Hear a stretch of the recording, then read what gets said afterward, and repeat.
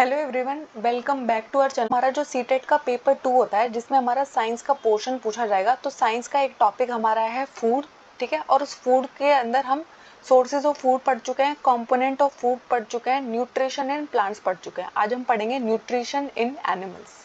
तो nutrition in animals, तो आपको पता है जो आपके एनिमल्स होते हैं उनको भी न्यूट्रिएंट्स के रिक्वायर्ड होते हैं, और वो जिस तरीके से फूड को अपनी बॉडी के अंदर लेते हैं, उसको यूटिलाइज करते हैं, उस तरीके को हम क्या बुलाते हैं? न्यूट्रिशन बुलाते हैं। आपके फूड में क्या क्या कंपोनेंट्स प्रेजेंट हो सकते हैं? कार्बोहाइड्रेट प्रेजेंट हो सकता है, ठीक है, शुगर्स प्रेजेंट हो सकती है, मिनरल्स प्रेजेंट हो सकते हैं, बहुत सारी चीज़ें आपके खाने में प्रेजेंट होती हैं। तो कुछ है ना बहुत ही कॉम्प्लेक्स सब्सटेंसेस होते हैं जिनको हमारी बॉडी है ना डायरेक्टली यूटिलाइज नहीं कर सकती। तो उन कॉम्प्लेक्स सब्सटेंसेस को हमारी बॉडी सिंपलर फॉर्म में तोड़ती है, ब्रेक डाउन होता है उनका सिंपलर फॉर्म में, और तब वो हमारी बॉडी में यूज़ करते हैं। तो ये जो ब्रेक डाउन होता है कॉम्प्लेक्स कॉम्पोनेंट का सिंपलर कॉम्प्लेक्स में, सिंपलर सब्सटेंसेस में, इस प्रोसेस को हम कहते हैं डाइजेशन, पाचन, ठीक है। तो क्या होता है जब आपने कोई भी कॉम्प्लेक्स कार्बोहाइड्रेट खाया, जब वो सिंपल शुगर्स में टूट जाएगा तो ये प्रोसेस आपका क्या कहलाएगा? डाइजेशन कहलाएगा, ठीक है। तो आपके कॉम्प्लेक्स सब्सटेंसेस जब सिंपलर सब्सटेंसेस में टूटते हैं, इसे हम बोलते हैं डाइजेशन, हिंदी में पाचन कहते हैं, ठीक है।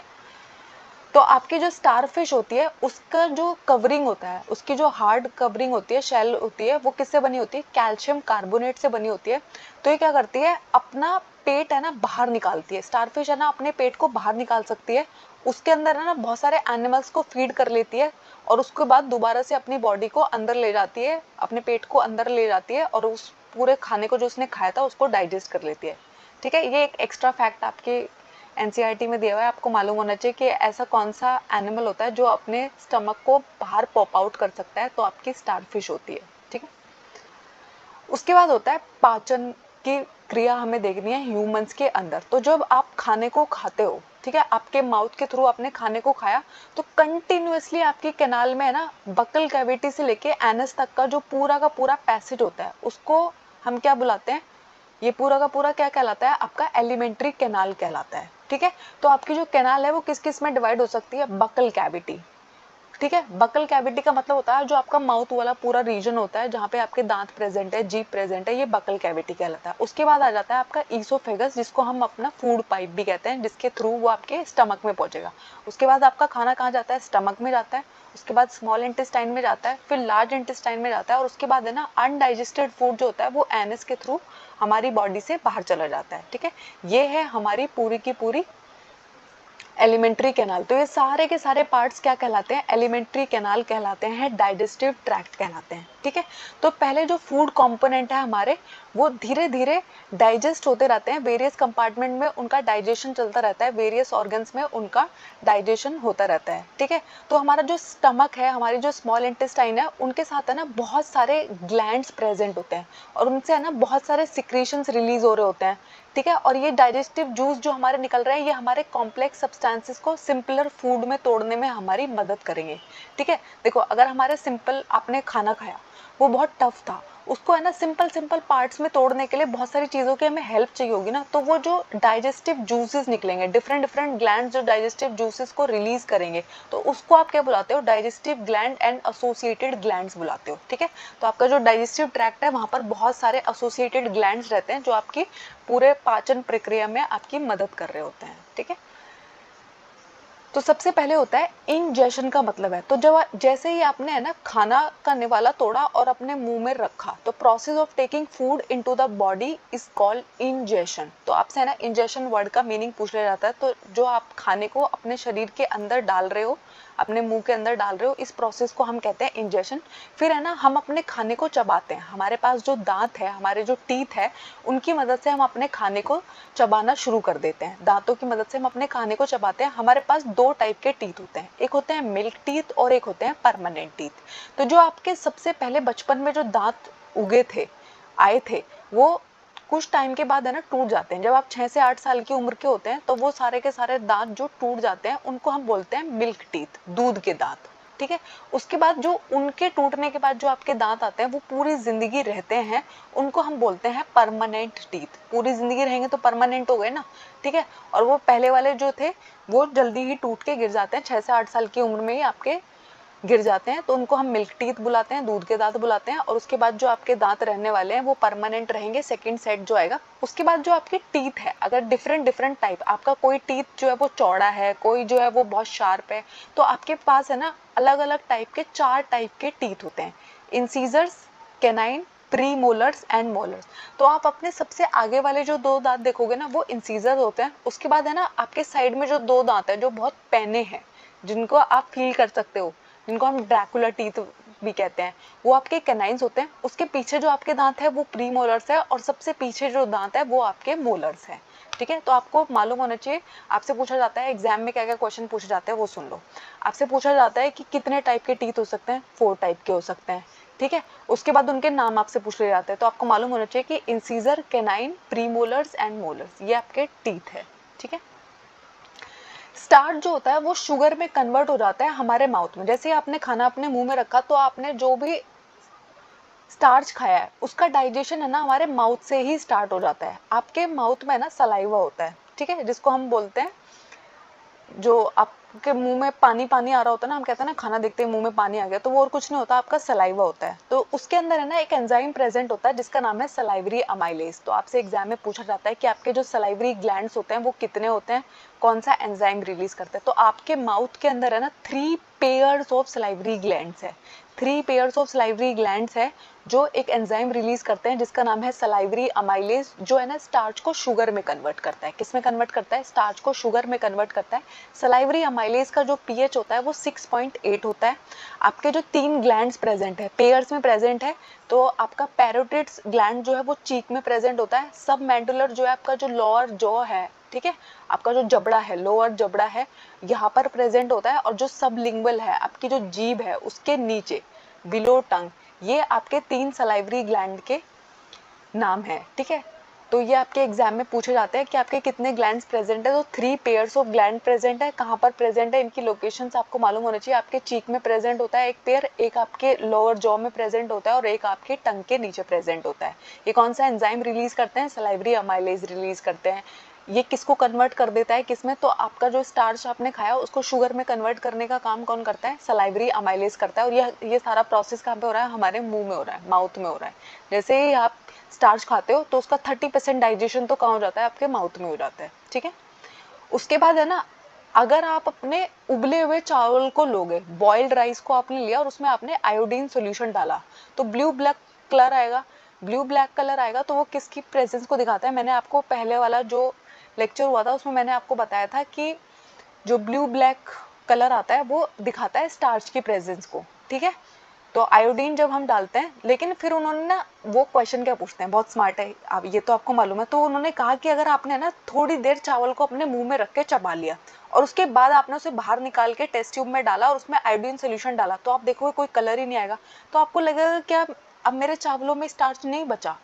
स्टार्च तो उसके अंदर प्रेजेंट था, लेकिन उसको हमारे सलाइवरी अमाइलेज ने, हमारे सलाइवा ने है ना डाइजेस्ट कर दिया। किस फॉर्म में कन्वर्ट हो गया? वो शुगर की फॉर्म में कन्वर्ट हो गया। इसलिए अब आपका जो टेस्ट आप कर रहे हो ना, आयोडीन टेस्ट कर रहे हो स्टार्च की प्रेजेंस के लिए, वो अब पॉजिटिव नहीं आएगा। तो आपको है ना मालूम होना चाहिए, क्योंकि आप सोचते हो कि अरे चावल में अगर डालेंगे तो आएगा ही, क्योंकि उसमें कार्बोहाइड्रेट प्रेजेंट होता है, उसमें स्टार्च प्रेजेंट होता है। लेकिन जो चावल आपने मुंह में रख के चबा लिए थोड़ी देर, उसका जो स्टार्च प्रेजेंट था वो डाइजेस्ट हो चुका है।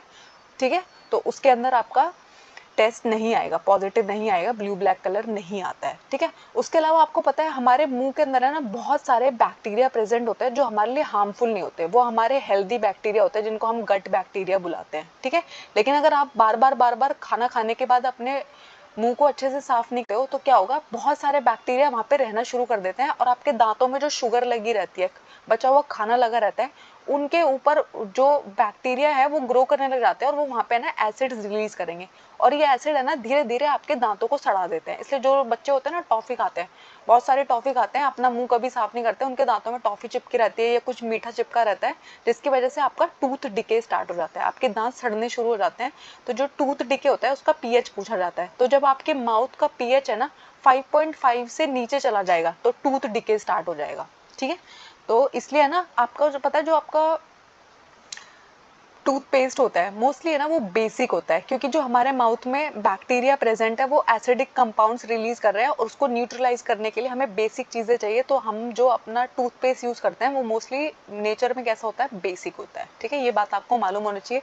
टूथ डिके किस पीएच पे स्टार्ट होता है, 5.5 पे। हमारे सलाइवरी अमाइलेज का क्या पीएच है, 6.8। ठीक है, सलाइवरी अमाइलेज किसको डाइजेस्ट करता है, कार्बोहाइड्रेट को डाइजेस्ट करता है, सिंपल शुगर में उसे कन्वर्ट कर देता है। अगर आपने च्यूइड राइस, चबाए हुए राइस को टेस्ट किया तो उसमें कोई कार्बोहाइड्रेट का प्रेजेंस नहीं दिखेगा, क्योंकि उसके अंदर का जो कार्बोहाइड्रेट था वो डाइजेस्ट हो गया है। ठीक है, ऐसे सिंपल सिंपल लाइन से वो क्वेश्चन उठाते हैं, आपको लगता है पता नहीं कहाँ से पूछ लिया। ठीक है, यहीं से पूछा जाता है, एनसीईआरटी से ही पूछा जाता है।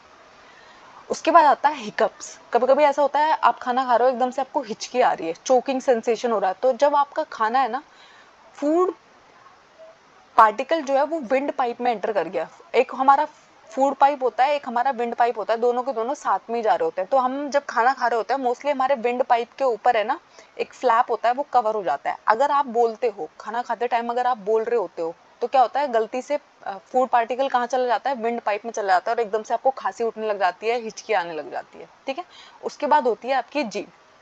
ठीक है, तो आपकी जो जीभ होती है वो एक मस्कुलर फ्लैशी मस्कुलर ऑर्गन है, जो अटैच्ड है किसकी मदद से, फ्रेनुलम की मदद से अटैच्ड है। तो आपको मालूम होना चाहिए कि हमारी टंग जो है, आपने कभी सोचा है कि वो वहाँ पे से चिपकी भी कैसे, नीचे क्यों नहीं गिर रही है, कहीं गिर क्यों नहीं रही है, क्यों, क्योंकि उसको अटैच करने में जो मदद कर रहा है वो कौन है, फ्रेनुलम उसको अटैच कर रहा है। अच्छा, अगर कभी आप है ना ध्यान से शीशे में अपनी जीभ को देखोगे तो आपको है ना उस पर छोटे छोटे छोटे छोटे उभरे उभरे उभरे डॉट्स दिखाई देंगे। तो ये डॉट्स क्या होते हैं, पैपिले बुलाते हैं इनको हम, जिसके ऊपर है ना टेस्ट बड होते हैं। ठीक है, तो टेस्ट बड का मतलब क्या होता है, जैसे आप किसी भी चीज को अपने मुंह में रखते हो, आपने करेला मुंह में रखा तो आप एकदम से बोलोगे कड़वा है, आपने चीनी मुंह में रखी हो आप एकदम से बोलोगे मीठा है। तो आप ये जो टेस्ट बता पाते हो वो पैपिलियो की प्रेजेंस की वजह से बता पाते हो। आपके जो टंग है उसके ऊपर different different taste buds present होते हैं, पैपिले प्रेजेंट होते हैं। तो देखो, आपके जो टंग का सबसे फ्रंट वाला पार्ट है वो स्वीट बताता है, सबसे बैक वाला जो पार्ट है वो कड़वी चीज़ों के बारे में बताता है, जो पीछे वाला पार्ट है वो सोर दिखाता है साइड में जो है, और सबसे आगे वाला जो पोर्शन है वो सॉल्टी चीज़ों को बताता है। यानी कि अगर इस वाले पोर्शन में रखोगे तो आप सॉल्टी चीज़ें पहचान पाओगे, सबसे पीछे वाले पोर्शन पे जैसे ही वो चीज़ टेस्ट होती है तो एकदम से आप बता देते हो कि ये कड़वी चीज़ है। आपसे है ना कभी कभी क्या पूछा जाता है एग्जाम में ना, आपको यहाँ पे जहाँ पे मैंने बिटर लिखा है, स्वीट लिखा है, सॉर लिखा है, सॉल्टी लिखा है, ये सब कुछ नहीं लिखा होगा, वो आपको उनको लेबल करने को दे देंगे। तो आपको मालूम होना चाहिए कि कौन सा पोर्शन किस चीज़ का टेस्ट बता पाता है। आगे वाला सबसे फ्रंट जो है वो स्वीट बताता है, सबसे बैक वाला जो है वो बिटर बताता है, साइड वाला आगे वाला जो पोर्शन है वो सॉल्टी बताता है, उसके पीछे वाला जो है वो सॉर बताता है। ठीक है, उसके बाद जो आपका खाना है जिसको आप स्वेलो कर रहे हो वो अब कहाँ पहुंच जाता है, आपके फूड पाइप में पहुंच गया है। ईसोफेगस जिसको हम बुला रहे हैं, हमारे फूड पाइप को हम क्या बुलाते हैं, ईसोफेगस बुलाते हैं। जो आपका फूड है वो अपने आप है ना अब नीचे पहुंचता जाएगा, नीचे पहुंचता जाएगा। एक पेरिस्टालिसिस मूवमेंट होती है। तो पेरिस्टालिसिस मूवमेंट का होता है आपकी जो फूड पाइप है वो कॉन्ट्रैक्ट कर रहा है, रिलैक्स कर रहा है, कॉन्ट्रैक्ट कर रहा है, रिलैक्स कर रहा है, फूड नीचे जा रहा है, फिर वो रिलैक्स कर रहा है, फिर फूड नीचे जा रहा है, कॉन्ट्रैक्ट कर रहा है, कॉन्ट्रैक्ट रिलैक्सेशन। तो इस पूरे मूवमेंट को हमें ना पेरिस्टालिसिस मूवमेंट कहते हैं। एग्जामिनर्स का फेवरेट है ये, सीटेट में पूछा जाता है, कॉम्पिटेटिव एग्जाम में पूछा जाता है। तो आपसे पूछा जाता है पेरिस्टालिसिस मूवमेंट क्या होती है, तो आपके ईसोफेगस का जो कॉन्ट्रैक्शन एंड रिलैक्सेशन है वो क्या कहलाता है, पेरिस्टालिसिस मूवमेंट कहलाता है। ठीक है, तो ये देखो हमारा डाइजेस्टिव सिस्टम। तो देखो हमारा जो सबसे पहले मैंने आपको बताया बकल कैविटी, जो आपका माउथ वाला पोर्शन है, ओरल कैविटी, जहाँ पर आपके 3 ग्लैंड्स प्रेजेंट है, सलाइवरी ग्लैंड्स। ठीक है, parotid gland, submaxillary gland and sublingual gland, जो आपके क्या कहलाते हैं, सलाइवरी ग्लैंड कहलाते हैं। उसके बाद आपका फूड पाइप है जिसको हम ईसोफेगस कहते हैं। ईसोफेगस कहाँ पे एंटर होता है, स्टमक में एंटर होता है। फिर यहाँ पर और कौन से ऑर्गन्स प्रेजेंट होते हैं, लिवर प्रेजेंट है, लिवर के साथ ही अटैच रहती है गॉल ब्लैडर। ठीक है, फिर हमारे स्टमक से नीचे क्या प्रेजेंट है, पैनक्रियाज प्रेजेंट है, और उसके बाद स्टार्ट हो जाती है हमारी स्मॉल इंटेस्टाइन। स्मॉल इंटेस्टाइन के क्या क्या पार्ट होते हैं, आपकी जो जेजिनम है, डोडिनम है, ये किसके पार्ट है, आपकी स्मॉल इंटेस्टाइन के पार्ट है। ठीक है, उसके बाद आ जाती है आपकी लार्ज इंटेस्टाइन। लार्ज इंटेस्टाइन का पार्ट क्या होता है, आपकी जो कोलन है, डिसेंडिंग कोलन है, ट्रांसवर्स कोलन है, ये सब किसके पार्ट है, हमारी लार्ज इंटेस्टाइन। और हमारी स्मॉल इंटेस्टाइन के 3 पार्ट होते हैं, इलियम, डोडेनम एंड जेजुनम। बाकी के जो पार्ट्स है वो हमारी लार्ज इंटेस्टाइन के, और उसके बाद आ जाता है हमारा रेक्टम एंड एनस। ठीक है, और यहाँ पर है ना small intestine and large intestine के बीच में एक सैक होता है जिसको हम क्या बुलाते हैं, कैल्शियम बुलाते हैं। ठीक है। और आपको पता है कभी कभी आपको अपेंडिक्स का दर्द उठ जाता है, ये वर्मी फॉर्म अपेंडिक्स, हम ऐसा मानते हैं कि हमारी जो पूंछ हुआ करती थी, जो अब हमारे ऑर्गन्स में हमारी बॉडी में गायब हो गई है, वो इसी से अराइज होती थी। और कभी कभी इसमें है ना स्वेलिंग होने की वजह से आपको बहुत ज़्यादा पेन हो जाता है और ये फट भी जाती है, इंसान की डेथ भी हो सकती है अगर सही टाइम पे इसका रिमूवल नहीं करा जाता। ठीक है, वैसे आपको रिमूव कराने की कोई ज़रूरत नहीं है, लेकिन अगर आपको अपेंडिक्स का दर्द उठ रहा है तो फिर आपको उसका रिमूव कराना पड़ता है। ठीक है, उसके बाद आता है हमारा स्टमक। तो हमारा जो स्टमक है वो एक मोटी दीवार वाला बैग जैसा अपीयरेंस देता है। ये ना जे शेप्ड का फ्लैटेंड बैग है और हमारी एलिमेंट्री कैनाल का सबसे चौड़ा पार्ट है, widest part of the alimentary canal. पूरी की पूरी जो कैनाल है उसका सबसे चौड़ा पार्ट कौन होता है? हमारा स्टमक होता है। ठीक है, हमारे फूड पाइप से, हमारे ईसोफेगस से जो सारा का सारा खाना आ रहा है, अब वो कहाँ के गिरेगा? हमारे स्टमक में आके गिरेगा। ये देखो, आपके जो ईसोफेगस है वो कहाँ खुलता है? आपके स्टमक में खुलता है, जो एक जे शेप्ड वाइडेस्ट बैग है। ठीक है, तो यहाँ पे हमारा खाना चला गया और यहाँ से हमारा खाना कहाँ जाता है? हमारी स्मॉल इंटेस्टाइन में जाता है। ठीक है, हमारे जो स्टमक है उसके अंदर है ना 3 चीजें रिलीज हो रही होती है। म्यूकस रिलीज होता है, हाइड्रोक्लोरिक एसिड रिलीज होता है, डाइजेस्टिव जूस रिलीज होते हैं। अब इन तीनों का फंक्शन आपसे एग्जाम में पूछा जाता है। तो हमारे स्टमक के अंदर ना म्यूकस रिलीज हो रहा होता है, जो क्या करता है? हमारे पेट की जो इनर लाइनिंग है उसको प्रोटेक्ट करता है। आपको पता है हमारे पेट के अंदर है ना एक एसिड प्रोड्यूस हो रहा होता है जिसको हम हाइड्रोक्लोरिक एसिड बोलते हैं। अब ये हमारे पेट में किस लिए प्रेजेंट है? हाइड्रोक्लोरिक एसिड जो होता है वो बहुत ही एसिडिक होता है और जितने भी हमारे खाने के साथ बेकार चीजें चली गई है, पैथोजेंस एंटर कर गए हैं, बैक्टीरिया एंटर कर गए हैं, उनको मारने का काम करता है हाइड्रोक्लोरिक एसिड। दूसरा, हमारे जो प्रोटीन को डाइजेस्ट करने के लिए जो एंजाइम चाहिए होता है पेप्सिन, वो है ना एसिडिक मीडियम में काम करता है। यानी कि अगर आपके पेट में है ना एसिड नहीं बन रहा है तो है ना पेप्सिन काम ही नहीं करेगा, आपकी बॉडी में जितना भी प्रोटीन हो वो डाइजेस्ट ही नहीं होगा। ठीक है, इसलिए हाइड्रोक्लोरिक चाहिए। अब हाइड्रोक्लोरिक से जो एक इतना स्ट्रॉन्ग एसिड है उससे बचाने के लिए हमारा पूरा पेट जल जाएगा ना, तो उससे बचाने के लिए म्यूकस रिलीज होता है। तो म्यूकस का फंक्शन क्या होता है? हमारी इनर लाइनिंग को, स्टमक की इनर लाइनिंग को प्रोटेक्ट करके रखता है। ठीक है, उसके बाद है ना यहाँ पे डाइजेस्टिव जूस रिलीज होता है जिसका नाम है पेप्सिन। तो ये है ना पेप्सिन क्या करता है? हमारा जो प्रोटीन है, आपको पता है हमारी जो शुगर थी, कार्बोहाइड्रेट थी, वो तो हमारे माउथ में सलाइवरी अमाइलेज ने डाइजेस्ट कर दी। अब हमारा जो प्रोटीन है उसको सिंपलर फॉर्म में तोड़ने का काम कौन करता है? पेप्सिन करता है। पेप्सिन को वर्क करने के लिए कैसी कंडीशन चाहिए? एसिडिक मीडियम चाहिए। आपसे बहुत बार एग्जाम में पूछा जाता है कि बेसिक कंडीशन चाहिए कि एसिडिक कंडीशन चाहिए, तो आपको मालूम होना चाहिए कि हमारा पेप्सिन जो है वो एसिडिक कंडीशन में काम करता है। फिर म्यूकस का क्या काम है? आप उस एसिड से हमारे पेट को बचाना, जल ना जाए हमारा पेट, तो क्या करता है? म्यूकस रिलीज होता है। ठीक है, उसके बाद आ जाती है हमारी स्मॉल इंटेस्टाइन। तो सबसे पहले एग्जाम में आपसे इसकी लेंथ पूछी जाती है, तो इसका नाम तो स्मॉल इंटेस्टाइन है लेकिन ये होती बहुत लंबी है, 7.5 मीटर। ठीक है, तो आपसे है ना लेंथ पूछी जाती है स्मॉल इंटेस्टाइन की, 7.5 मीटर होती है। ठीक है, और इसके अंदर है ना लिवर से बहुत सारे सिक्रीशंस आ रहे होते हैं, पैनक्रियाज से बहुत सारे सिक्रीशंस आ रहे होते हैं, और यहाँ पर भी इसकी जो वॉल्स है उसमें से भी बहुत सारे जूसेस रिलीज हो रहे होते हैं। ठीक है, उसके अलावा जो आपका लिवर होता है, लिवर आपका एक रेडिश ब्राउन कलर का ग्लैंड है जो एब्डोमेन के राइट साइड पे अपर पार्ट में रहता है। आपको लिवर के बारे में जो बात याद रखनी है, जो एग्जाम में सबसे ज्यादा बार पूछी जाती है, लार्जेस्ट ग्लैंड कौन सा है ह्यूमन बॉडी का? तो आपके शरीर का जो सबसे बड़ा ग्लैंड प्रेजेंट है वो कौन है? लिवर प्रेजेंट है। और ये क्या रिलीज करता है? बाइल जूस रिलीज करता है। लेकिन ये स्टोर बाइल जूस लिवर में नहीं होता, ये स्टोर होता है गॉल ब्लैडर में। तो बहुत सारे लोगों को लगता है कि जो बाइल जूस होता है उसको गॉल ब्लैडर बनाती है। गॉल ब्लैडर बनाती नहीं है, बनाता लिवर ही है, लेकिन स्टोर करने का काम कौन करती है? गॉल ब्लैडर करती है। और बाइल जूस हमारा किस में हेल्प करता है? फैट के डाइजेशन में। जैसे मैंने आपको बताया, आपको अगर कार्बोहाइड्रेट को डाइजेस्ट करना है, सलाइवरी अमाइलेज हेल्प कर देगा। आपको प्रोटीन को डाइजेस्ट करना है तो आपकी हेल्प करेगा पेप्सिन। लेकिन अगर आपको फैट्स, वसा का पाचन करवाना है तो कौन मदद करता है? आपका बाइल जूस मदद करता है। जिसको बनाएगा कौन? हमारे बाइल जूस को सिक्रीट करने का काम कौन करता है? लिवर करता है। स्टोर करने का काम कहाँ पर होता है? गॉल ब्लैडर में होता है।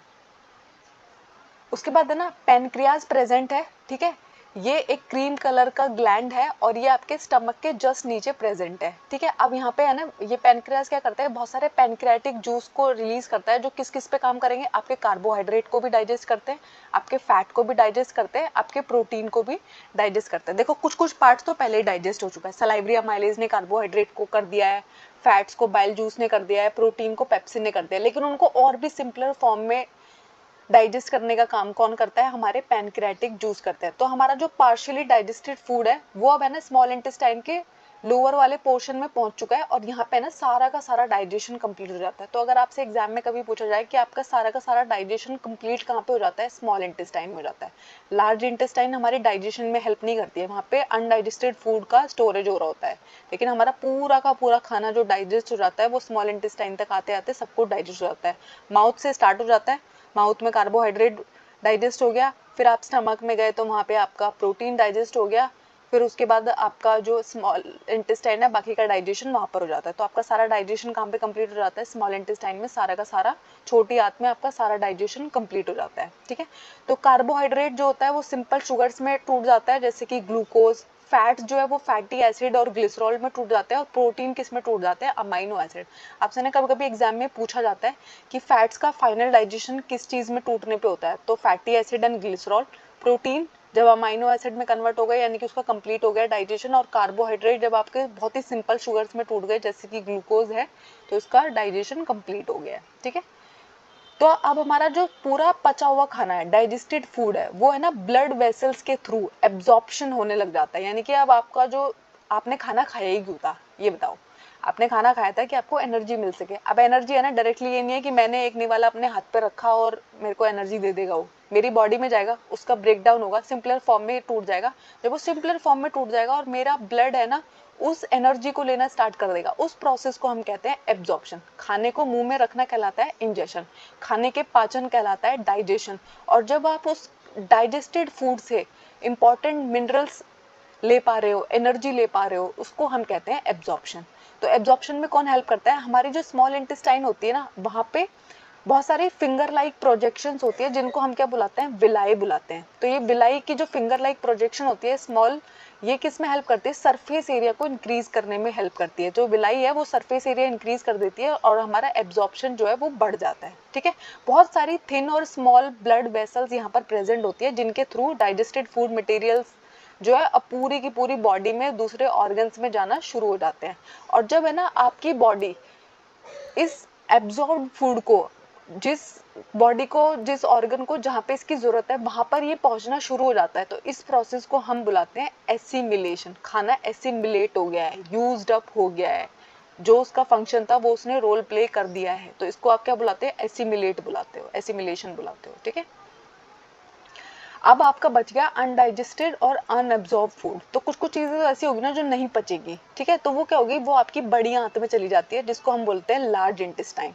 ठीक है, तो लार्ज इंटेस्टाइन का मतलब ये नहीं है कि ये बड़ी है, लंबी नहीं है, ये मोटाई में बड़ी है, इसकी जो चौड़ाई है वो ज्यादा है, लेकिन लेंथ में ये छोटी होती है। आपकी स्मॉल इंटेस्टाइन कितनी थी, 7.5। ठीक है, और आपके लार्ज इंटेस्टाइन का कितना साइज होता है, 1.5 मीटर होता है। आपसे एग्जाम में पूछा जाता है इनका साइज। ठीक है, तो बड़ी आंत बड़ी नहीं होती है, एक तरीके से वो चौड़ी होती है। ठीक है, तो आपको मालूम होना चाहिए। और इसका काम क्या होता है, आपका जो अनडाइजेस्टेड फूड है और जो पानी है उसका एब्जॉर्प्शन करना। आपके अनडाइजेस्टेड फूड में से अगर कोई और इम्पोर्टेंट चीज बच गई है उसको स्टोर कर लेना, और उसके बाद क्या होता है, ये वेस्ट मटेरियल को कहाँ भेज देती है, रैक्टम में भेज देती है। सेमी सॉलिड फीकस को रैक्टम में स्टोर करके रखती है। और आपका फीकल मटेरियल जब है ना एनएस के थ्रू बॉडी से बाहर चले जाता है, इस प्रोसेस को हम इजेशन बुलाते हैं, एक्सक्रीशन बुलाते हैं। ठीक है, तो आपने पहले बॉडी में जब खाना डाला इंजेशन बुला रहे थे, और जब वो बॉडी से बाहर जा रहा है तो इजेशन बुला रहे हैं। तो इनमें किसका फर्क है, इन बॉडी के अंदर डाल रहे हो तो आई आएगा इंजेशन, जब बॉडी से बाहर निकल रहा है तो ई आएगा इजेशन। ठीक है, उसके बाद जो आपकी काऊ और बुफेलो होते हैं, अगर आपने उनको कभी नोटिस किया है, ठीक है, तो आप देखोगे हमेशा ना वो अपना मुंह चलाती रहती है, चलाती रहती है। तो आपने कभी ऐसा सोचा कि ये हमेशा अपना मुंह क्यों चलाती रहती है, तो वो क्या करते हैं, वो बहुत सारा घास है ना एक साथ खा लेती है और उसको पूरे के पूरे को ना अपनी बॉडी में जाके स्टोर कर लेती है, जिसको हम क्या बुलाते हैं, स्टमक के ऐसे पार्ट को हम क्या बुलाते हैं, रूमेन बुलाते हैं। ठीक है, तो फूड जो है वहाँ पे पार्शियली डाइजेस्टेड था, और इसको हम क्या कहते हैं, पार्शियली डाइजेस्टेड फूड को हम कड़ बुलाते हैं। ठीक है, तो ये कट जो है धीरे धीरे स्मॉल लम्प्स की फॉर्म में एनिमल के मुंह में आता रहता है और वो उसको चबा चबा के वापस भेजते रहते हैं। तो इस प्रोसेस को हम क्या बोलते हैं, रूमिनेशन बोलते हैं। और इसलिए हम इन एनिमल्स को जो इस तरीके से चबा चबा के अपने खाने को डाइजेस्ट कर रहे होते हैं, इनको हम रूमिनेंट्स बुलाते हैं। ठीक है, आपका जो घास होता है वो सेल्यूलोज में रिच होता है। आपको पता है हमारे प्लांट्स के अंदर है ना सेल्यूलोज की सेल वॉल होती है। ठीक है, तो जो घास होता है वो किस में रिच होता है, सेल्यूलोज में रिच होता है, जो एक टाइप का कार्बोहाइड्रेट है। ठीक है, उसके अलावा आपको पता है हमारे जो एनिमल्स है उनके अंदर है ना बहुत सारे बैक्टीरिया प्रेजेंट है उनके र्यूमन में, जो सेल्यूलोज के डाइजेशन में हेल्प कर रहे होते हैं, ठीक है। हम सेल्यूलोज को डाइजेस्ट नहीं कर सकते, ठीक है, क्योंकि आपकी बॉडी के अंदर है ना ये रूमिनेट वाला वो नहीं है। आप ऐसे मुंह चलाते रहते हो क्या, आपके मुंह में खाना दोबारा से वापस आता रहता है क्या, नहीं आता है ना।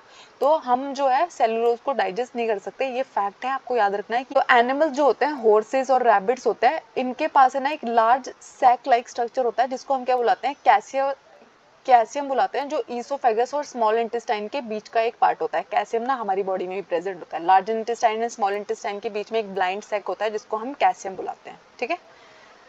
तो आपको मालूम होना चाहिए ये हमारे रूमिनेंट एनिमल्स है। कर्ड किसको बोलते हैं, पार्शियली डाइजेस्टेड फूड को हम कर्ड बुलाते हैं।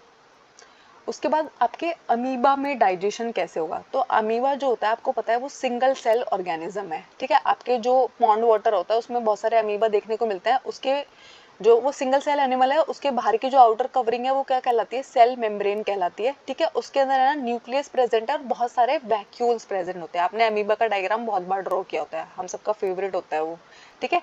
तो अमीबा क्या होता है, कॉन्स्टेंटली अपनी जो शेप है उसको चेंज करता रहता है, अपनी पोजीशन को चेंज करता रहता है। तो उसके पास है ना फिंगर लाइक प्रोजेक्शंस होते हैं जिनको हम स्यूडोपोडिया बोलते हैं। स्यूडो मतलब होता है फॉल्स, पोडिया मतलब होता है फीट। तो इसके पास है ना फॉल्स फीट होता है जो किसमें इसकी मदद करता है, इसकी चलने में मदद करता है और फूड को कैप्चर करने में इसकी हेल्प करता है, ठीक है। तो अमीबा क्या करता है, बहुत छोटे छोटे जो ऑर्गेनिज्म रह रहे होते हैं जिसको आप माइक्रोस्कोप की मदद से देख सकते हैं, उनको ऊपर ये फीड कर रहा होता है, ठीक है। ये जैसे खाने को देखता है, सेंस करता है कि वहां पे देखो मेरा खाना है, तो ये है ना अपने स्यूडोपोडिया की हेल्प से मूव करना शुरू कर देता है और उस फूड पार्टिकल को खाना शुरू कर देता है। तो इसका जो खाना है वो फूड वैक्यूल के अंदर ट्रैप हो जाता है और उसको ये डाइजेस्ट कर लेता है। तो इसको हम क्या बुलाते हैं, फूड वैक्यूल बुलाते हैं। इसके जो वैक्यूल्स प्रेजेंट होते हैं वो इसकी फूड कैप्चरिंग में हेल्प करते हैं, तो उसको हम फूड वैक्यूल बुलाते हैं। इसका जो फीट है वो फॉल्स फीट है, नकली फीट है, नकली पैर है इसके पास, उसे सूडोपोडिया बुलाते हैं। कभी कभी एग्जाम में आपसे पूछा जाता है सूडोपोडिया किसके अंदर प्रेजेंट होता है, तो आपको मालूम होना चाहिए कि अमीबा के अंदर प्रेजेंट होता है, ठीक है। सिंगल सेल ऑर्गेनिज्म होता है। अब ये क्विक फैक्ट शीट मैंने आपके लिए रखी है ताकि आप सब कुछ रिवाइज कर सको। तो आपका जो सलाइवरी अमाइलेज होता है उसका पीएच 6.8 होता है, जिसको रिलीज कौन करेगा, आपके सलाइवरी ग्लैंड। आपका पीएच 6.8 है उसका। टूथ डिके, आपके दांत जब सड़ने शुरू हो जाते हैं तो आपके माउथ का पीएच क्या हो जाता है, 5.5 से नीचे चला जाता है, ठीक है।